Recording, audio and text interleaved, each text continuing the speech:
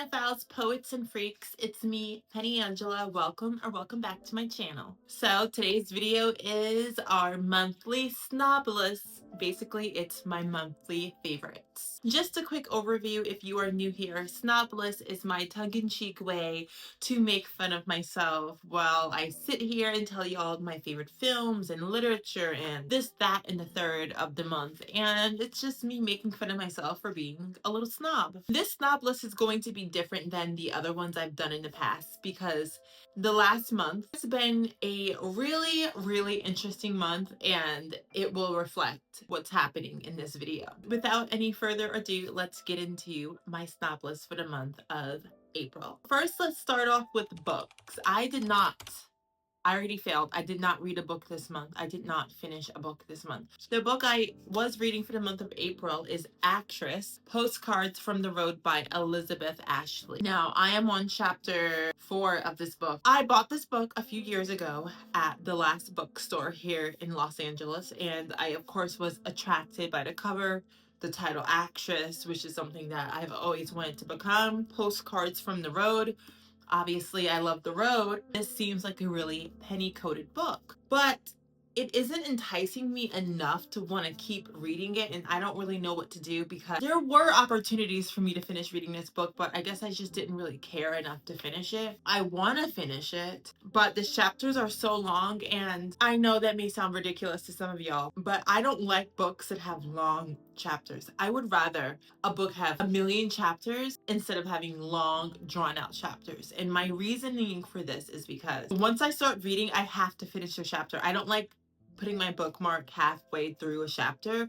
I don't like that at all. I like to just finish the chapter, stop if I want to stop, or continue if I want to continue. One chapter of this book is like 2 chapters for the average book, which makes it feel more tiresome to me. We are all suffering from a bad attention span nowadays, even those of us that are active readers. We are all still suffering because of apps like TikTok and being on our phones and having our cell phones be a mode of work and financial gain and opportunity. Our attention spans, they're a little cooked. They're just so much longer than the average book I've been reading, and I feel if the chapters were smaller, I would probably read more. But I know if I want to read one chapter of this book, it's going to be like, let's see. Maybe I'm just being a little baby, but all of that is like one chapter. And like, especially if the book isn't that entertaining, that just seems like a lot. But for the month of May, I did start reading another book that I read every night, and it's been a really amazing book for me, the Holy Bible. The Holy Bible. So in this book, there is a little, I guess, schedule, and it's like 42 days of the Bible. Let me look at the schedule. It's a 40-day Bible reading plan. That's what I'm currently doing. Yesterday I was on day 6, Exodus number 20, and I read the 10 Commandments. And today I start Joshua 1, Conquering the Promised Land. I've been reading this book, and also outside of the pre-planned Bible study, I suppose it's called, I've been just going into the book of Psalms. I love the book of Psalms, you guys. Christian people that have like witchy vibes, the book of Psalms is basically a book of spells, okay? Like, the book of Psalms will get you right, it will get you protected, it will get you together. And I've been reading, book of Psalms. I've started, obviously I partly read the book, but I've been highlighting some scriptures. Yesterday I read Ezekiel 24, 4 through 14. I asked God for a sign about a situation, and it pointed me to that. And it was a really powerful sign. So yeah, that is all for the books. I'm thinking for the month of May, either I'm going to try to finish reading this book. Let me know in the comments if I should try to finish it or just start another book. Y'all just like stop books if you don't like reading them, because it's like, if you're not enjoying it, why try to force it? Maybe it can get better. I am only on chapter 4. Also, I think because I'm not familiar that much with this actress, me being enticed by her life, and yeah, she goes through some stuff. There is some poignant things in here about mental health. I don't know. I feel like the more I read, I'm going to get to some gems because she has said some really beautiful things in this book, but it's not enticing me enough to where I can't put it down. It's not a page turner thus far. Side note, I apologize for my appearance. Yes, I will apologize for my appearance. I don't look cute today. It's okay. I'm on my period. Shit happens. I'm working 7 days a week. A lot has been going on, which we will discuss later in this video. But sorry if I'm not looking super cute. Next, we are going to discuss film, which is usually the long-winded part of this video, the Cinephile part, the part where I tell you about all the films that I watched, that I loved, that I enjoyed. I will go on my Letterboxd and count how many films I watched, even though I'm only talking about a small portion. For the month of April, I don't really have much to tell you. Here's why. I did watch a lot of movies this month, but the reason I'm not really going to talk about any movie besides one movie is because one, I watched a lot of movies, but I didn't finish them. I kept passing out and falling asleep because I am so tired from work. I will put a movie on Criterion, I will put a movie on Tubi, I will like get through at least 80% of it, and then I'll just knock out, and then I don't finish the movie, and then I start a new movie, and it's been that cycle. I've been having a hard time staying concentrated during the film, so that has been an issue for me in the month of April, which I haven't had before. I'm trying to get back into my routine of watching a movie every day on Criterion or Tubi, just to start feeling like myself again. But I think because of my workload, it's hard for me to watch film. Watching like a movie where there's like this one plot, you stay in that world for 90 minutes to 2 hours, and that's where you stay, that's where you reside, and you should be paying attention. That's been really hard for me. But the one film I do want to talk to y'all about is a film that I watch on Criterion channel, and it's called Naked Acts. So I'm going to read the synopsis on Letterboxd. An aspiring actress has lost considerable weight to land her first movie role, but what the director didn't tell her was that it includes a nude scene. Reluctant to do it, she embarks on a personal journey that unveils secrets once hidden under her weight as she discovers emotional nudity is just as revealing as taking her clothes off. And this film was made in 1996, and it's directed by Bridget M. Davis. My review, I gave it 3.5 stars on Letterboxd, and this is what I wrote. I said, I relate so much to Cece, not only because of her relationship with her self-image and navigating a new life after losing a considerable amount of weight, but the way she navigates her sexuality and relationships. I'm so happy I stumbled upon this gem on Criterion. Films like this are so important. A beautiful, powerful, and non-tokenized way to display the Black woman experience. More Black films like this, please. And this is a Black film. By Black film, I mean the protagonist is Black. Side actors are Black. It's about a Black woman in her life, and the characters in the film are Black. Her losing all this weight and having the world see her for the first time is something that obviously I relate to after losing a lot of weight. The way having such a significant weight loss affects the way you are in current relationships and how you feel about your body, just how you feel about how others view and see yourself, and how that may differ from what you see in the mirror to how you feel. I often still struggle with the idea that I look different. To me, I could be filling out a form, and let's say there's a weight, I still put a 2, and then I forget, no, there's a 1 now. No longer over 200 pounds. You are now in the 100. But mentally, there's that like block. Protagonist, she's really fleshed out. You are rooting for her, you fall in love with her. She's really likable, which is so important for a lead character, is that you like them in some capacity, even if they are a villain. There has to be some sort of pull, and there is so much pull to her. I wish there were more films about femininity, in particular Black femininity, that were like this film, Naked Acts. I recommend everyone to watch it. Black, white, brown, green, yellow, purple. I think it's such a beautiful film. It's really tender and smart and humanizing, and it discusses a lot of trauma that happens in Black households, but also in so many households across this country and beyond. Trigger warning, essay, and past trauma when you are a kid or a teen. Her mom was a black sexploitation actress in this film, and she would leave her daughter with some other actors sometimes while she would be on set. Her daughter will be in the, I guess, green room with these strange men. And unfortunately, things happened that affected her, hence causing her to gain a lot of weight.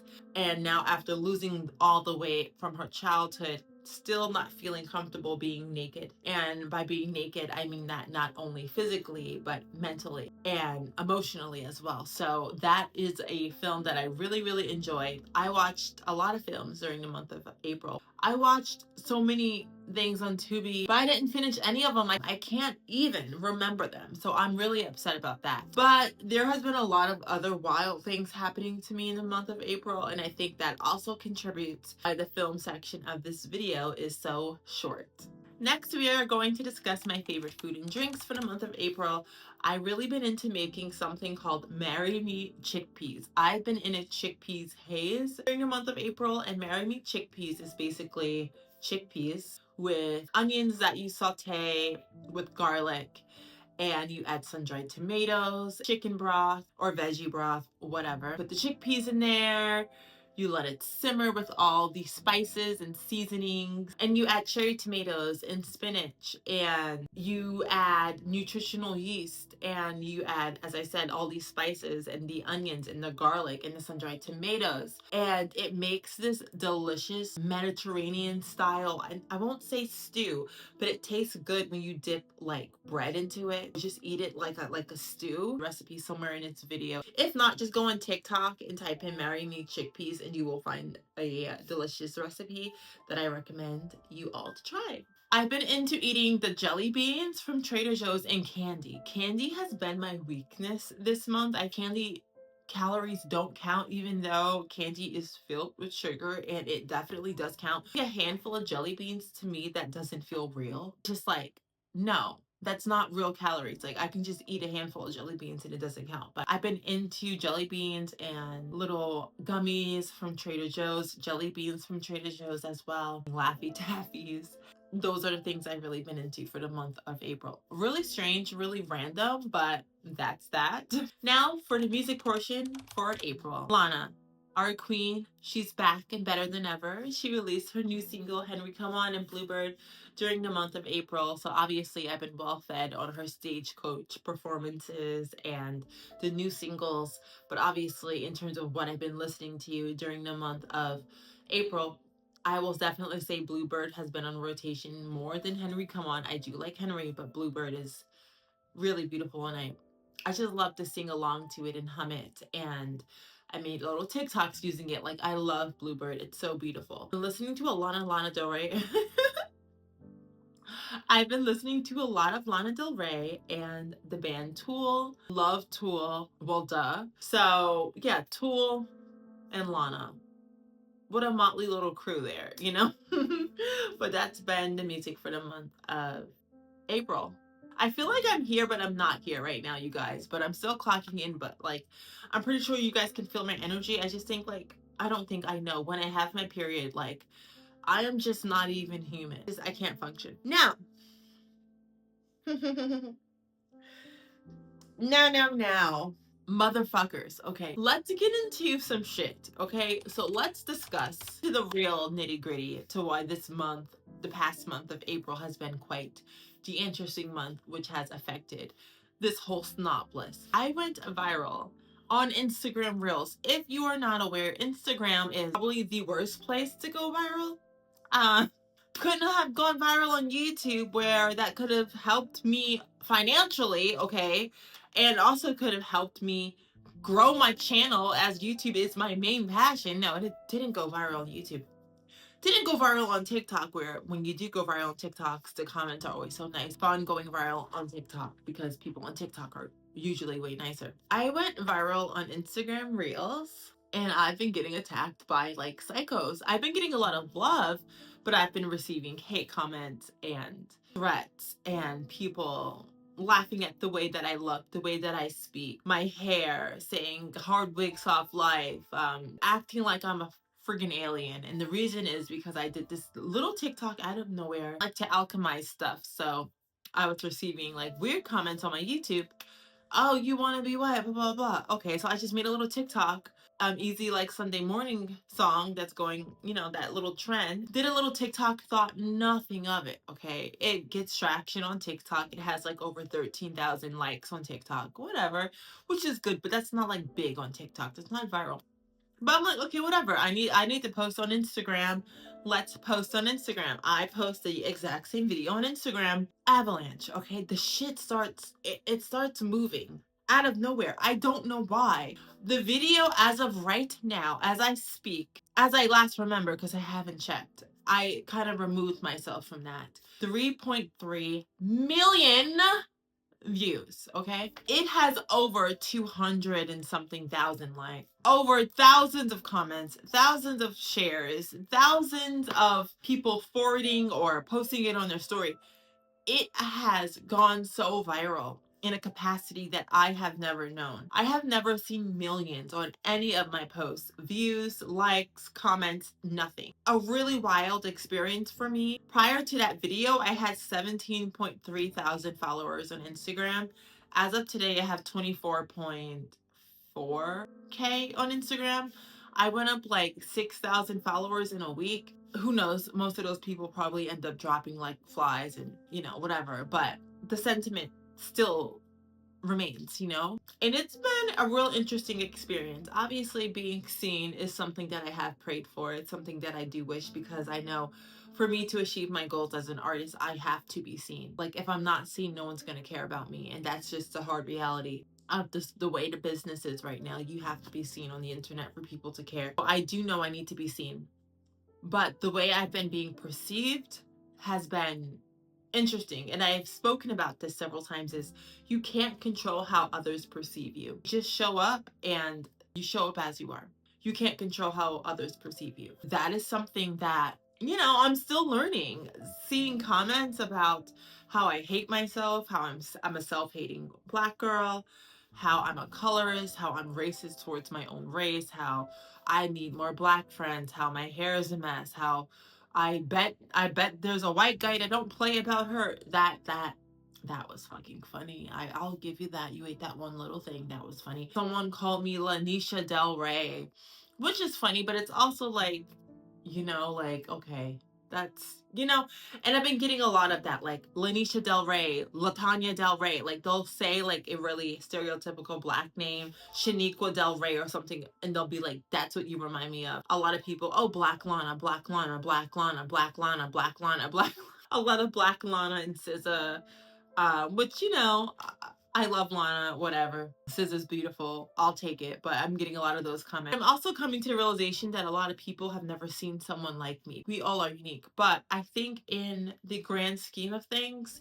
there are Black people with way more alternative ways of dressing and style than me. Okay, let's be completely honest. Like, there's like Black goths with nothing but like facial piercings, like completely pierced face, like piercings all over. Ears are stretched out. Gothic style, like they're really expressive. I am not that fucking unique in my style, man. So the fact that people are like losing their minds over me dressing, they're calling me hippie, so dressing 60s, 70s.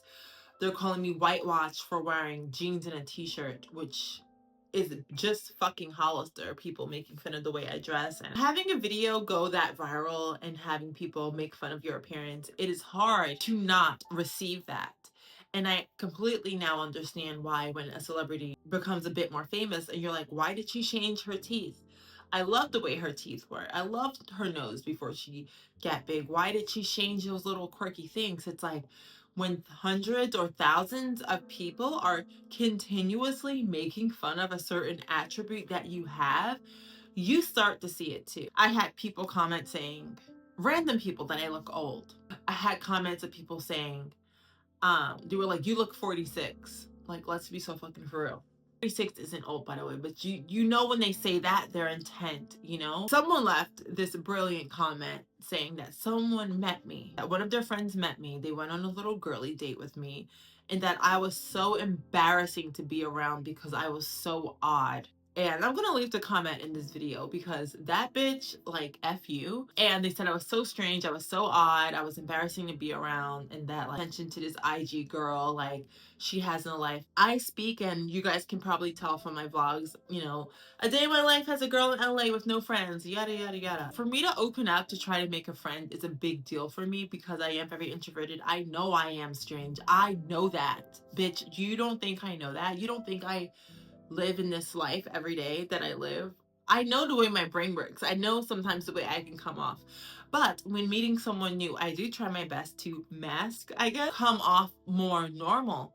And to have someone say that I was embarrassing to be around because I'm odd is actually such a compliment, because I'm like, well, that just proves that the person y'all are seeing here, that's the real me. Because imagine if you met David Lynch, rest in peace, and you went out to a lunch date with him and he was just acting like a normal guy. It would be like, what the heck is that? And I brought this same thing up on TikTok. There was this video where Laura Dern speaks about when she met David and Kyle, because, you know, they've worked together several times. And she said they were at, I believe, Bob's Big Boy. And David and Kyle McLaughlin, they were using the ketchup with their fries on their plate, and they were drawing with the fry as like a little pencil with the ketchup, making little art on their plate.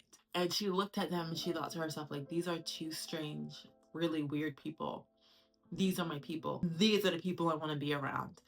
And I love that story because that just proves that, yeah, David Lynch, he was that weird. He was that strange and unusual. As Lana Del Rey said in the Right monologue, I was always a strange and unusual girl, you know? And it's like, yeah, I'm strange and unusual. I know I'm weirder in real life, you guys. I'm actually way more weird in real life. I'm actually weirder when I'm comfortable with you. Like, even in real life, when I first meet you, you're not going to get that all at once. But once I get comfortable, yeah, you know, like, you're gonna hear my thoughts. Some of the shit I say is just some of the shit that I fucking say. Take it or leave it, you know? That was like interesting, and just to know on that level, people from my past are seeing my video and probably talking shit about me. My best friend told me that one of her coworkers, I guess, have seen me in my friend's stories. It was like, I saw your best friend on my For You page. Shit like that. Shit like that scares me a bit because I'm like, OMG. I know for a fact at least one of my coworkers seen the video at this point. If one of my girlfriends, one of my best friends that lives in fucking Delaware, if one of her coworkers saw me on their feed, what makes you think that someone that lives in the same city, works with me, didn't see my video? They're just not bringing it up because it will be awkward. And I'm professional, so don't bring it up. Let's just pretend you never saw me. That has been a whirlwind. It has been a whirlwind. It has been a life lesson. I feel God is presenting that opportunity to me so I know how to handle being on that scale, being seen even more than I am being seen. That was just a glimpse into what it's like and to see how I would handle it. And I think I know I've handled it with nothing but grace, because I could have crashed out. I could have, the old Penny, the Penny that was like a mean bitch, I would have crashed out and said something probably really offensive that I would later regret. I didn't. I said some snarky shit. Yeah, you're not gonna keep coming for me and not have me reply back. Then people, once I reply back to some comments, someone was like, oh, I can tell you're a mean person because I wasn't even coming for you, blah, blah, blah. It's all fun and games until I want to play too. You can call me ugly, make fun of my hair, have a jacked up wig, blah, blah, blah. Then I see something about the way you look, now I'm the bitch. It's all fun and games till I want to play too. If you want me to be the bad guy, I can be the fucking bad guy, man. I'm not gonna let people disrespect me, but there's always a but. I've been working on not responding, and I haven't been responding. I'm not responding anymore to comments by saying if he saw me outside, he would laugh, because a black person smoking a cigarette and drinking a coffee is really weird looking. And to that I say, have you never been outside before? Like what type of life are you leading where you never saw a black person smoke a cigarette with a coffee? Have you ever listened to Coffee and Cigarettes by Otis Redding? Have you never went outside and saw a black old man with a cigarette at a bus stop and a coffee? Like, I don't know, but it's been such a weird social experiment, sociology experiment. It's been fun. It's been scary at times. Not scary, but intimidating in the sense of not knowing who's looking at me, not knowing who's watching. But I know ultimately it is preparing me for a even bigger blessing that I am open to receiving. So I believe because of all that has been going on my phone, it has been hard for me to concentrate on reading a book, finishing a film, because so much has been going on my phone. It's kind of hard to just like not check my phone, not look at notifications, because when I look, there's hundreds of them, you know, and it's like, I don't know. But that is a main culprit to, I feel, why this snob list is different than the others. And the last part of this video, we are going to discuss my creative moments, if you will. I've been writing more lately, which is really good. I go through periods. I don't ever force myself to write. I always feel I am channeled. I receive these messages and I'm channeled and I write them. And I've been channeled a little bit more than usual. I know some of y'all ask about a poetry book. There will be a poetry book. I don't know exactly when, but it's something that I do want to do, and I want to get the poetry book out there. I've been working more on YouTube ideas. I've been watching a lot of niche YouTube content creators, people that have under 10,000, people that have under 5,000, people such as myself. For me, some of the best YouTube accounts are like people that aren't even monetized. There's just one girl, I love her page. I believe her name is Araceli. I'll leave her name somewhere in this video. But I just love her content. So I want to give her a shout out. She has no idea who the heck I am, but I just wanted to give her a shout out because I think her channel is really fun. I like watching YouTubers that don't live in LA. When you move to LA, like the content changes. I love watching her videos living in fucking, I believe she lives in South Texas, living in a small town in Texas. I want to see that. I can clock my own tea. I do all the same LA shit too. I live here. You went to the Grove. Okay, that's exciting. I love the Grove. I have so many vlogs at the Grove, you guys. Like, watch my vlogs. There's like at least two I can think of right now that are at the Grove. Love the Grove, okay? Love the Grove. But it's like, okay, I've seen people do that. I've done that. She went on like a little trip to the desert of her vibe in Texas, which is near Marfa and stuff. And I thought that was like cool to see. Because when we go to the desert here in LA, we're going to Joshua Tree, Pioneer Town. I just posted 2 weeks or so ago, as of me filming this, my vlog to Joshua Tree, Pioneer Town. You know, it's stuff that we have already seen, but seeing someone live in Texas, like a completely unique experience. I want to find YouTubers that live in like the swamps of Florida or like NOLA, Louisiana. I want to watch YouTubers that are making content, but they live in like Missouri. They live in Tennessee, but not Nashville. I want to find more niche content creators that are maybe making content similar to my content, but they don't live in LA. They don't live in New York. It's so exciting. See that. I want to see niche content creators that live in Arizona. I love Arizona. I want to see more people showing a life living in Arizona, living in a desert. I want to see that. That is, that's the good stuff. That's the good soup. Yeah, so this was a really weird and strange snob list. It's different than my other snob list, as I said before. And I think the snob list for the month of May will also be different because I have things planned and I'm not going to be here watching films all day. You know, like obviously I have shit to do and I'm working so much. So we will see where snob list goes. Will there be a list to even snob in the future? We don't know. We're taking it a day at a time. But regardless, I will always be here posting. Okay, I have so much I can't wait to share with you guys, including my short film. I'm definitely going to have out by the end of May. And I'm saying this publicly to make that promise to myself. Not be an imposter and to not think I am an imposter. I made the short film, just post it. If people like it, they like it. If they don't like it, they don't like it. If it flops, it flops. Whatever, set it on fire. Just put it out there. So that's what I plan to do. Oh wait, one more thing. So since I haven't been watching movies, watching TV has been my new way to watch something that's not just reality TV, even though I've been watching reality TV. I've been watching Black Mirror. I tried watching Dexter. I couldn't get into it, but maybe I need to watch more. I started watching a show on Netflix called Ransom Canyon. It's like their knockoff of Yellowstone. It's not as good as Yellowstone, but it's something to put on to allow myself to be distracted while watching a TV show as opposed to a movie. Getting back into, you know, watching Gilmore Girls as per usual. Love Gilmore Girls. That's nothing new for me to watch. Show on Netflix called Secret Millionaire or something. I finished the season. There's only one season and it just came out. It's a reality show where you start out with one person already having $1 million and then everyone else has to guess who's the millionaire in the house. If they vote the millionaire out, is obviously out, and then the money that is the millions goes to the next player. Then they have to hide that they have the millions until they make it to the end of the season. And whoever has the money, the suitcase of millions at the end of the season, wins $1,000,000. And I don't know. It's a fun show to watch. That's what I've been doing, is watching way more television and just watching random shows on Netflix since I haven't been in a film headspace, because I've just been all over the place, so it's hard to sit down and focus. Next novels could be like a list of reality TV shows I watched, or random shows on Netflix, who knows. Anyway, I'm gonna leave it here. If you haven't already, please like and comment on this video. Let me know your thoughts about everything that I said.